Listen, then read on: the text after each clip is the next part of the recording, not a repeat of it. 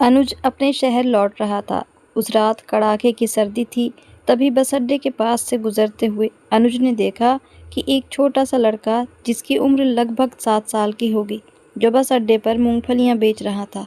अनुज काफ़ी देर तक उस बच्चे को देखता रहा। वह चिल्ला चिल्ला के अपनी मूंगफली बेच रहा था। अनुज को उस पर बहुत तरस आया।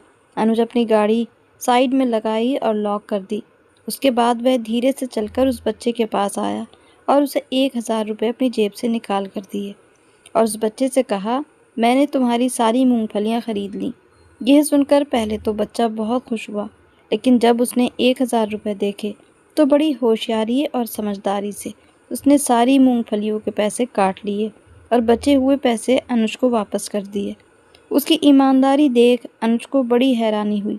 फिर लड़का खुशी खुशी दौड़ता हुआ अपने घर की तरफ चला गया। अनुज ने चुपचाप उस लड़के का पीछा किया। अनुज ने देखा वह लड़का दूर कूड़े के ढेर के पास एक टूटी फूटी झोपड़ी में गया है। अनुज ने चुपके से उस झोपड़ी के अंदर झांक कर देखा। अंदर एक औरत लेटी थी, जो शायद बहुत ज़्यादा बीमार थी। अनुज हाथ जोड़ते हुए झोपड़ी के अंदर ही चला गया। पहले तो वह औरत अनुज को इस तरह अंदर आता देख घबरा गई। वह लड़का ही बोल पड़ा, माँ, ये साहब बहुत अच्छे हैं, इन्होंने मेरी सारी मूंगफलियाँ खरीदी हैं।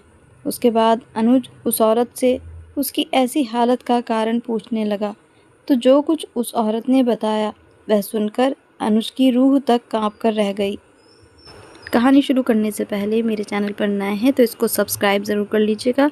साथ ही वीडियो अच्छी लगे तो इसको लाइक और शेयर भी ज़रूर कर दीजिएगा। आइए कहानी शुरू करते हैं। मैं इस लड़की को बिल्कुल भी नहीं जानता जज साहब। क्यों ये खुद को मेरी बहन कह रही है मुझे नहीं पता। मैं अपने माता पिता का इकलौता बेटा हूँ और ये लड़की जो जायदाद में अपना हिस्सा मांग रही है, मुझे नहीं पता कि ये कौन है। मैंने तो अभी अदालत में ही इसको देखा है। इसने मुझे जायदाद में हिस्से के लिए नोटिस भेजा था, तो मैंने सोचा कि देखूँ तो सही कि कौन है जो मेरी नामी बहन बन बैठी है। कार्तिक अदालत में खड़ा हुआ कह रहा था और वह हैरानी से उसको देख रही थी। कुछ ही देर के बाद उसके पिता के कुछ रिश्तेदार गवाही के लिए बुलाए गए, लेकिन सबने यही कहा कि हम इस लड़की को नहीं जानते, वह सब के सब इतने फ्रॉड हो सकते हैं। वह तो सदमे में आ गई थी। केस ख़त्म हो गया और वह हार गई। उस पर झूठा केस करने पर जुर्माना भी लगा, लेकिन कार्तिक ने ये कहकर उसकी तरफ से जुर्माना भर दिया। बेचारी गरीब लड़की है। मैं केस ख़त्म करता हूँ और विजयी अंदाज में उसके पास से गुजर गया। सानवी अभी 2 साल की ही थी कि उसकी माँ की मौत हो गई। दादी के जोर देने पर भी उसके पिता सूर्यकांत ने शादी नहीं की। कुछ दिन तो सूर्यकांत ने ही सानवी को अकेले संभालने की कोशिश की, लेकिन जल्दी ही उनको एहसास हो गया कि यह उनके बस की बात नहीं। वह खुद भी इकलौते थे, उनकी कोई बहन भी नहीं थी जो उनके इस काम में साथ देती। इसीलिए मजबूरन उन्हें दूसरी शादी करनी पड़ी। रागिनी ने जल्दी ही सानवी के पिता सूर्यकांत को ये एहसास करा दिया कि वह सानवी को एक माँ का ही प्यार देंगी। कुछ ही दिन बाद रागिनी का एक बेटा पैदा हुआ। अब सूर्यकांत एक बेटे का भी बाप बनकर बहुत खुश था, लेकिन उसको डर था कि कहीं अब रागिनी सौतेली माँ ना बन जाए। लेकिन ऐसा कुछ नहीं हुआ। सानवी ने अब स्कूल जाना शुरू कर दिया था। उसकी पेरेंट मीटिंग सूर्यकांत खुद ही अटेंड करते थे। वह उसका फ्यूचर हर तरीके से सुरक्षित करना चाहते थे। उन्होंने चुपके से उसके नाम का अकाउंट खुलवाया हुआ था और अक्सर कुछ ना कुछ रुपया उसमें जमा करा देते थे। घर उनका अपना था। सानवी और उसका भाई कार्तिक दोनों ही धीरे धीरे पढ़ाई में आगे बढ़ रहे थे। यूँ तो दोनों बहन भाई एक ही छत के नीचे रहते थे, लेकिन एक बहन भाई वाली बात उनमें नहीं थी। अक्सर सूर्यकांत को लगता कि रागिनी कहीं कुछ गलत है, लेकिन वह कभी भी गलती पकड़ नहीं सके। 10वीं के बाद उन्होंने सानवी को बता दिया था कि उसके नाम का अकाउंट कहाँ है और चेकबुक और ज़रूरी चीज़ें उसे दे दी, लेकिन साथ ही उसे ये वार्निंग दी थी कि इस बात का जिक्र कभी भी किसी और से ना करे। सानवी ने अभी यूनिवर्सिटी में एडमिशन लिया ही था कि अचानक ही सूर्यकांत ने दुनिया से मुंह मोड़ लिया। अच्छे खासे रात को दावत से आकर सोए। रात में न जाने कब वह इस दुनिया को छोड़कर चले गए। सानवी अब टूट सी गई थी। ऐसे में रागिनी ने उसको सलाह दी कि कुछ दिन अपने मामा के घर चली जाओ ताकि तुम्हारा दिल बहल जाए। सानवी अपने घर से जाना नहीं चाहती थी, लेकिन न जाने क्या सोचकर उसने हाँ कर दी। सूटकेस में सामान रखते समय अपने पिता की वार्निंग उसे याद आई कि कभी भी कहीं भी रहने जाओ तो अपने सारे डॉक्यूमेंट्स साथ लेकर जाना, लेकिन किसी को ना कभी तुम्हारे अकाउंट का पता चले और ना पेपर्स का साथ ले जाने का। पता नहीं उसके पिता ने ऐसा क्यों कहा था। उसने सोचा और फिर सब डॉक्यूमेंट सूटकेस में छुपा कर रख लिए और मामा जो उसको दूसरे शहर से लेने आए हुए थे उनके साथ जाने लगी तो उसको ऐसा लगा कि शायद वह कभी वापस नहीं आएगी। रागिनी और कार्तिक का बर्ताव भी कुछ अजीब सा था। मामा के घर आकर वह सचमुच बहल तो गई थी। उनके सब बच्चे ही उससे छोटे थे। वह कभी उनको स्कूल का काम करवाती तो कभी उनके साथ मिलकर कैरम बोर्ड खेल लेती, कभी उनको कहानियाँ सुनाती। उसका टाइम अच्छा गुजर जाता। कुछ दिन तक तो रागिनी से फ़ोन पर बात होती रही, लेकिन अब 15 दिन हो गए थे, उनका फ़ोन भी मन जा रहा था। सानवी वापस जाना चाहती थी, लेकिन ना कार्तिक का फ़ोन मिलता और ना ही रागिनी का। आखिर उसने अपने मामा से कहा कि उसको वापस छोड़ आए, उसकी पढ़ाई का नुकसान हो रहा है। सानवी अपने घर के बाहर खड़ी थी, जहां अब उसके पिता का बनाया घर नहीं था, बल्कि घर टूट चुका था। सामने एक बोर्ड लगा हुआ था जिस पर लिखा था कि काम जारी है। उसकी समझ में नहीं आ रहा था कि यह सब क्या हो रहा है। उसके मामा जो उसके साथ ही आए थे, उन्होंने इधर उधर से पता किया तो पता चला कि ये लोग घर बेचकर कहीं और चले गए हैं। इतने में जिस इंसान ने घर खरीदा था वह वहाँ आ गया। उससे कार्तिक का फ़ोन नंबर लिया। क्या हुआ भाई, घर क्यों बेच दिया? सानवी ने फ़ोन किया और कार्तिक की आवाज़ पहचान कर कहा, कौन भाई, किसका भाई? मैं किसी का भाई नहीं हूँ, और फ़ोन रख दिया। उसने दोबारा फ़ोन मिलाया तो रागिनी ने उठाया और हमेशा की तरह नरमी से बोली, देखो सानवी, मैंने तुमको बचपन से अब तक बहुत हौसले से सहन किया था, और अब जब सूर्यकांत भी नहीं रहे तो मेरा तुम्हारा रिश्ता भी ख़त्म। और हाँ, रही घर की बात, तो वह अब हमारा था, हमने बेच दिया। अब तुम उसका हिस्सा मांगने ना बैठ जाना। जो तुम्हारी परवरिश की, तुम्हें पाला, वही तुम्हारा हक था जो तुम्हें मिल चुका। और अब दोबारा फ़ोन नहीं करना। इसके बाद फ़ोन बंद हो गया। वह मामा के गले लगकर फूट फूट कर रो पड़ी। मामा, मुझे जायदाद में हिस्सा तो नहीं चाहिए था, लेकिन अब ज़रूर लूँगी। मैं उन पर केस करूँगी। सानवी, जिसने अभी वकालत पढ़नी शुरू ही की थी, मामा से बोली। उसके मामा सिद्धार्थ ने उसको समझाने की कोशिश की, लेकिन वह नहीं मानी और कार्तिक पर केस कर दिया। लेकिन जल्दी ही वह केस हार गई। फिर उसने अपने मामा के घर रहने के स्थान पर अपने शहर में ही हॉस्टल में रहकर पढ़ाई पूरी करने का फ़ैसला किया और मामा को बता दिया कि उसके अकाउंट में अभी इतनी रकम है कि वह अपनी पढ़ाई कर सकती है और हर महीने ज़रूर उनके घर आएगी। हॉस्टल में उसकी रूटमेट नताशा से उसकी बहुत अच्छी दोस्ती हो गई। वह एक अच्छे ख़ानदान की लड़की थी। वह सानवी को देखकर परेशान हो जाती और हर मुमकिन कोशिश उसका दिल बहलाने की करती थी। वह अपने घर होकर आई तो बहुत खुश थी। सानवी से बोली, कभी तो पूछ लिया करो कि मैं इतनी खुश क्यों हूँ। अगर नहीं पूछूंगी तो क्या तुम बताओगी नहीं? सानवी ने उसको छेड़ते हुए कहा। ये भी है, दीवारों को तो बताने से रही। नताशा मुस्कुराते हुए बोली। अच्छा, अब ज़्यादा ड्रामा ना करो, जल्दी बताओ कि क्या बात है, वरना तुम्हारे पेट में दर्द हो जाएगा। सानवी ने कहा और उसकी तरफ देखा तो अचानक ही एक ख्याल आया।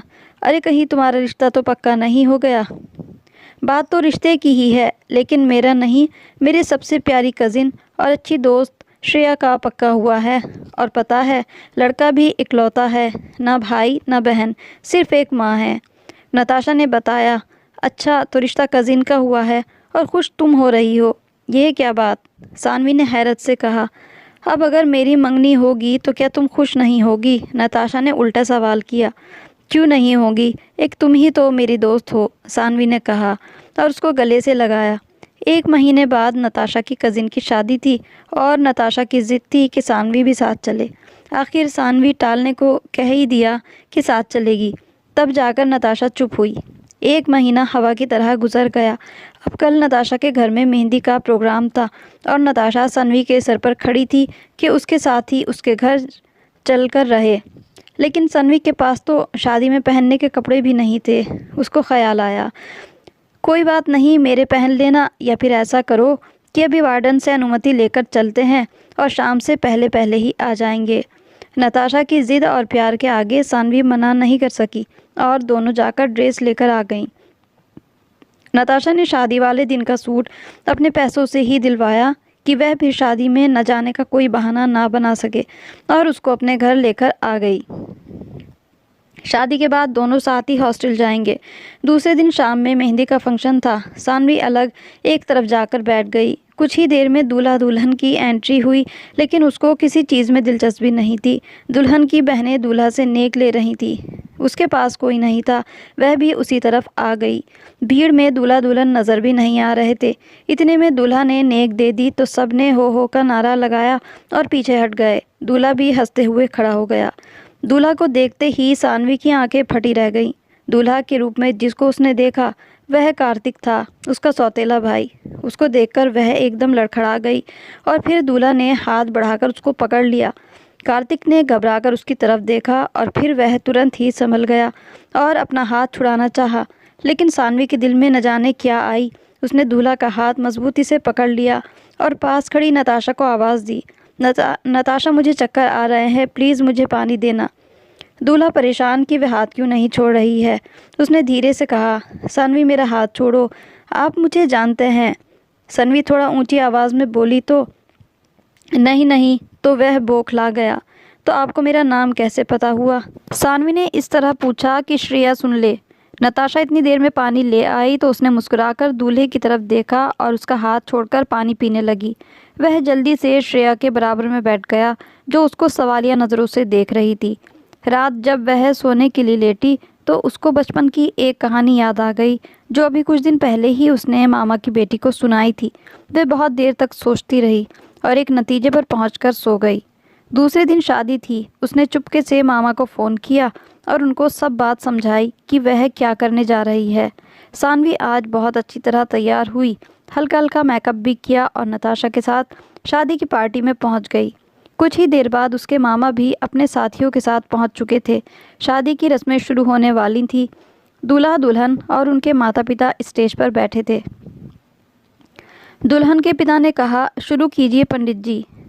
एक मिनट रुकिए पंडित जी, माफ़ी चाहती हूँ, मुझे शादी से पहले दूल्हा से कुछ पूछना है, सानवी ने कहा। तो नताशा ने उसकी तरफ हैरानी से देखा। क्या बात है बेटा? श्रेया के पिता ने पूछा। अंकल परेशानी की कोई बात नहीं, मैं इनको बहुत अच्छे से जानती हूँ, बहुत अच्छे माँ बेटे हैं। मुझे इनसे शादी भी नहीं करनी, लेकिन मुझे सिर्फ एक सवाल पूछना है, अगर आपकी अनुमति हो तो कर लूँ, सानवी ने कहा। तो दूल्हा घबरा गया। उसकी घबराहट देखकर श्रेया के पिता ने हाँ कर दी कि न जाने क्या बात है। उनकी बेटी के फ्यूचर का सवाल था। अंकल मेरी कार्तिक से मंगनी हुई थी और ये अचानक अपना घर छोड़कर न जाने कहाँ शिफ्ट हो गए, और अब कल मैंने इनको यहाँ मेहंदी के फंक्शन में देखा। मुझे इनसे अब सिर्फ यह पूछना है कि मुझसे मंगनी क्यों की थी जब शादी श्रेया से करनी थी, सानवी ने कहा। तो सबकी सवालिया नज़रें कार्तिक पर जम गईं। कार्तिक ने घबराकर पहले श्रेया की तरफ देखा, जिसकी नज़र में शक था। वह अब अलग होकर बैठ गई थी। सानवी क्या बेवकूफ़ी की बात कर रही हो? भला कार्तिक की तुमसे मंगनी कैसे हो सकती है? कार्तिक की माँ ने कहा। ओहो अच्छा, आप भी मुझे पहचानती हैं? तो आंटी सॉरी, बल्कि मैं तो आपको माँ ही बुलाती थी, उसने आंखों में आए आंसू पीते हुए कहा। कार्तिक से मेरी मंगनी क्यों नहीं हो सकती थी? रागिनी और कार्तिक दोनों ही बेचैनी का शिकार थे। हम तुम्हारे किसी सवाल का जवाब देना ज़रूरी नहीं मानते। पंडित जी आप मंत्र पढ़ना शुरू कीजिए, कार्तिक पंडित से बोला। नहीं, पहले हमको जवाब चाहिए कि तुमने इस लड़की से मंगनी के बावजूद शादी क्यों नहीं की, श्रेया के पिता ने कहा। अंकल यकीन मानिए, न मेरी इससे मंगनी हुई थी और ना ही कभी हो सकती है। दुनिया इधर की उधर हो जाए, मैं किसी से भी मंगनी या शादी कर सकता हूँ, मगर इससे नहीं, कार्तिक बोला। वही तो मैं पूछ रहा हूँ कि मुझे वजह बताओ, क्या पता कल तुम मेरी बेटी को भी छोड़ दो, श्रेया के पिता बोले। कार्तिक ने एक नज़र अपनी माँ को देखा और फिर सानवी को, फिर श्रेया और उसके पिता को देखकर बोला, ये मेरी बहन है अंकल, इसकी और मेरी माँ एक नहीं है, लेकिन हम दोनों का पिता एक ही थे। कैसी बात कर रहे हो कार्तिक, मैं तुम्हारी बहन हूँ। श्रेया तुम्हें इसने कभी बताया कि उसकी कोई बहन है? सानवी ने पहले कार्तिक और फिर श्रेया की तरफ देखकर पूछा। श्रेया ने नहीं में गर्दन हिलाई। क्या परेशानी है सानवी, तुम क्या चाहती हो? रागिनी बोली। सिर्फ अपने सवाल का जवाब कि मुझसे शादी क्यों नहीं की, सानवी ने आराम से कहा।